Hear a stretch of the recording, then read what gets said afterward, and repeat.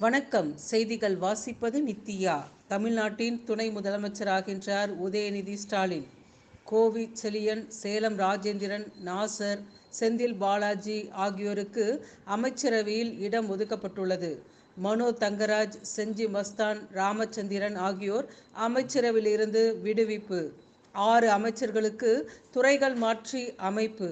பொன்முடி வனத்துறை, தங்கம் தென்னரசு நிதி மற்றும் சுற்றுச்சூழல் துறை, மெய்யநாதன் பிற்படுத்தப்பட்டோர் நலத்துறை, மதிவேந்தன் ஆதி திராவிடர் நலத்துறை, கயல்விழி மனிதவள மேம்பாட்டுத்துறை, ராஜ கண்ணப்பன் காதி மற்றும் பால்வளத்துறை.